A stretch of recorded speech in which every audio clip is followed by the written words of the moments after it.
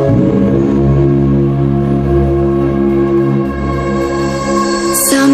in the hills, those hazy days I do remember. We were running still, had the whole world at our feet, watching seasons change. Our roads were lined with adventure, mountains in the way couldn't keep us from the sea. Here we stand open arms. This is home where we are, ever strong in the world that we made. I still hear you in the breeze, see your shadows in the trees, holding on, memories never change.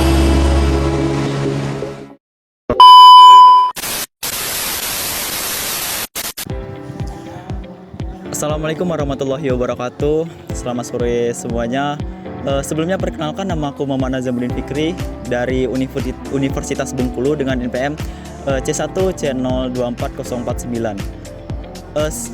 Dapat kalian lihat bahwa saat ini saya sedang berada di Benteng Marlboro, lebih tepatnya di Kota Bengkulu,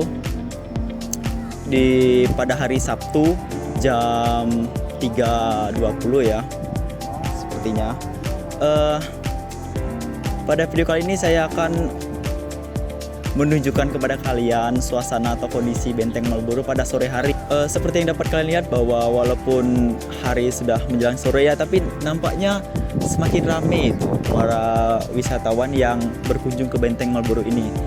Untuk selanjutnya itu, untuk mengetahui informasi lebih detail, saya akan mewawancarai salah satu petugas dari Benteng Marlboro ini. Let's go. Oke, baiklah, kali ini saya sedang bersama-sama Bapak Joni ya, selaku pengurus atau petugas di Benteng Marlboro ini. Sebelumnya Bapak, saya izin untuk mewawancara Bapak ya? Boleh. Sebelumnya Bapak, untuk Benteng Marlboro ini dibangun pada tahun kapan kalau betul ya Bapak? Nah, kalau untuk Benteng Marlboro ini sendiri dibangun pada tahun 1714 oleh masa kolonial Inggris. Selanjutnya untuk material yang digunakan membangun benteng ini apa ya? Jadi ada beberapa material, salah satunya yang pokoknya itu batu bata. Di benteng-benteng Belanda, benteng Inggris itu dia menggunakan bahan benteng itu batu bata.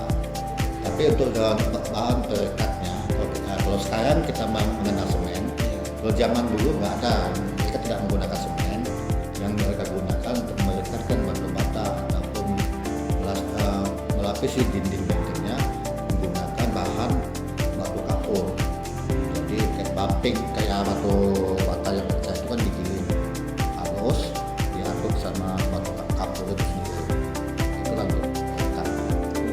Sehingga bisa dilihat bahwa bangunan dari masa lalu itu jauh lebih awet dari bangunan sekarang ya Pak? Salah satunya penyebabnya itu tadi. Ya, mungkin dari struktur dasar awalnya juga.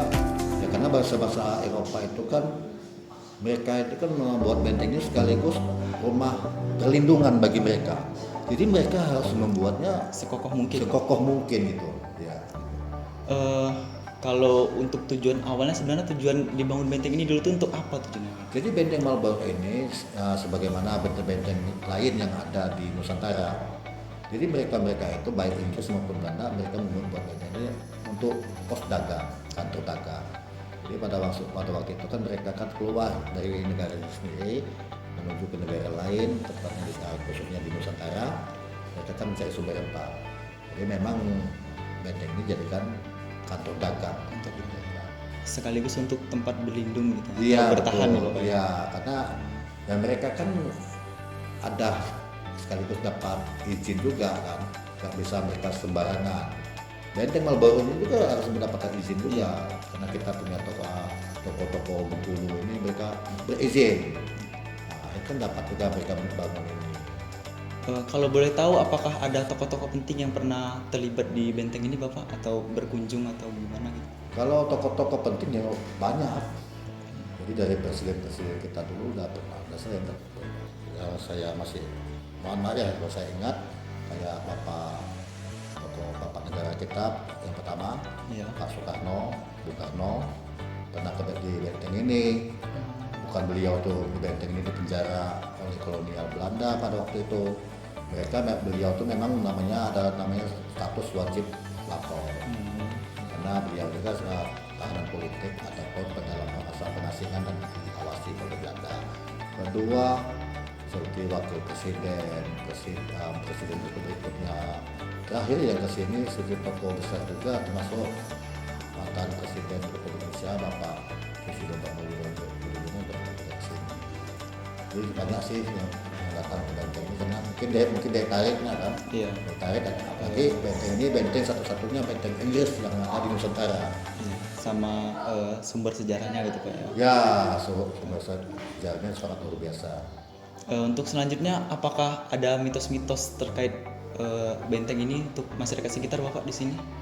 Kalau mitos-mitos itu ya namanya kita hidup di alam ini kan kita ada kehidupan dua alam. Iya. Ya nama-nama mitos. Ada juga tradisi masyarakat di sini sepertinya mereka nggak boleh begini, mereka tidak boleh gitu. Berarti ada larangan kepercayaan masing-masing. Ya, tentang kepercayaan itu sendiri kan udah ada dalam literatur di kementerian, Iya. di Ditjen Kebudayaan itu ada tentang hal-hal begitu. Untuk selanjutnya, apakah ada saran gitu Pak untuk waktu tertentu atau waktu yang paling pas untuk mengunjungi benteng ini Bapak? Ya pada prinsipnya sih nggak ada waktu yang mesti khusus. Nah, namanya benteng kan dibuka tiap hari. Ya Senin sampai Senin kembali. Tidak ada Senin khusus karena Jadi kalau kata orang itu ada kepercayaan wah ini nggak Iya. boleh, ini nggak ada itu. jadi hari apapun bebas itu Pak? Ya boleh. Kalau untuk jam operasionalnya sendiri itu buka dan tutupnya di jam berapa Pak kalau boleh tahu? Jadi kita Benteng Marlborough ini sendiri kita menerima kunjungan itu di pukul 8.00 waktu Indonesia Barat sampai ditutup sampai pukul 16.00. Mungkin Bapak ada pesan yang ingin disampaikan kepada mungkin teman-teman ingin berkunjung ke sini Bapak, yang hal yang tidak boleh dilakukan kepada para pengunjung itu takutnya mengganggu kelestarian benteng ini Bapak. Benar itu pertanyaan yang positif. Nah, untuk bagi teman-teman yang ingin berkunjung ke Benteng Marlborough khususnya tetap sama-sama menjaga dan melestarikan, salah satunya tidak melakukan bentuk vandalisme. Dan biasanya kalau anak-anak muda ini sudah jalan-jalan ada bawa ballpoint, Iya. tulis nama, nah itu dimohon untuk jangan melakukan itu. Nyoret-nyoret Karena itu dinding salah gitu. satu tindakan vandalisme. Dan juga kalau kita sudah tidak melakukan vandalisme dan membuang sampah tidak membuang sampah sembarangan, kita udah sebagai pelestari itu namanya tuh. Tetap bersama melestarikan benteng yang ada. Kalau menurut pandangan pribadi Bapak, Benteng Marlborough ini gimana? Kalau pandangan pribadi saya sendiri ya, makanya saya jauh-jauh pulang lagi ke kampung halaman, datang makan duduk di benteng ini. Berarti kan sangat-sangat luar biasa.